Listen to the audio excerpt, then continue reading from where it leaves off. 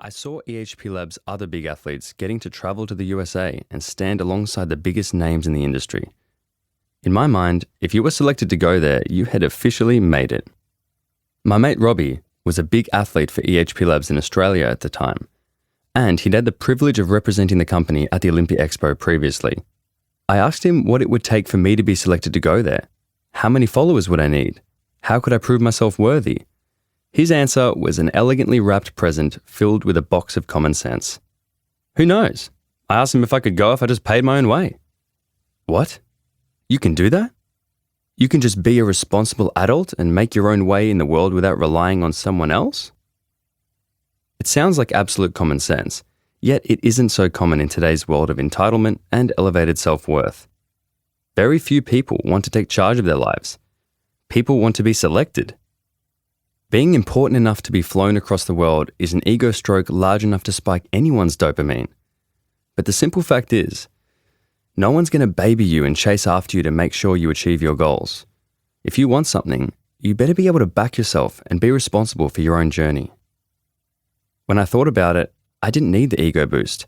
I just wanted the opportunity, just like Robbie. I never made it to the Olympia Expo because EHP didn't attend it for a few years. But I took Robbie's advice the first chance I got.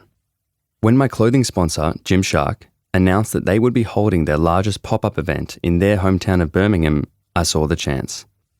They didn't invite any Australian athletes because the cost of flying over a few Aussies would be exorbitant and unjustifiable. So I asked my contact if they would allow me to attend the event alongside the other athletes, provided I paid my way. I was willing to cover flights, accommodation, food, and even the hotel minibar. Not that I would use the hotel minibar, no way I'm paying $11 for a chocolate bar. I didn't care what it would cost me to go because the opportunity to be there was an investment worth every cent. They agreed immediately and were even kind enough to cover my accommodation. I was genuinely shocked.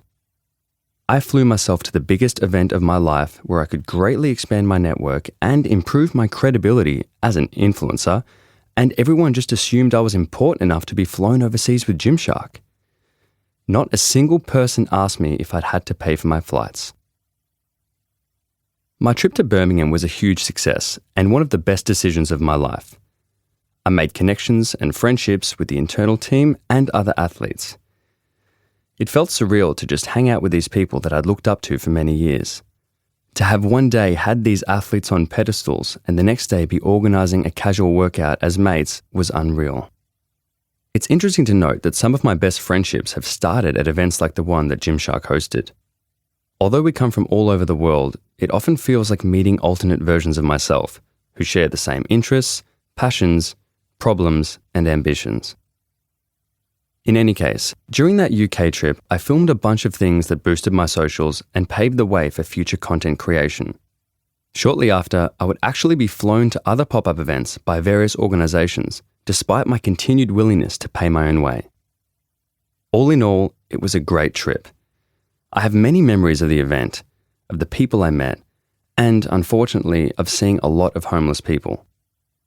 I would walk the streets of Birmingham every morning for my daily cardio routine, my gut filled with mixed feelings. Blended up in there was the worry that I was about to get the shit kicked out of me by some shady-looking individuals in hoodies, a daily desire for Nando's, and a sense of empathy in the purest form for the many homeless people out on the streets. I combined two of these feelings into a video idea. I would buy a heap of food and give it out to the homeless. I'd seen this done before, though I was aware that it always seemed disingenuous when people give away food because it's being filmed. People are quick to comment that it's wrong, implying that if the content creator really wanted to help, they wouldn't film anything and instead would just perform an altruistic gesture of feeding the homeless with nothing in return. However, the world doesn't work like that. It's debatable whether true altruism even exists if you can gain anything by performing a positive act. If I give something to one homeless man, I feel better that I've positively affected someone's life. They gain a meal, I gain some positive feelings of warmth and validation that I might be a good person. If I gave out 20 meals, I could feed 20 people in need, feel good about myself 20 times over, and make a feel-good video for others to watch and experience joy when each person received their free meal. I wrestled with the idea and concluded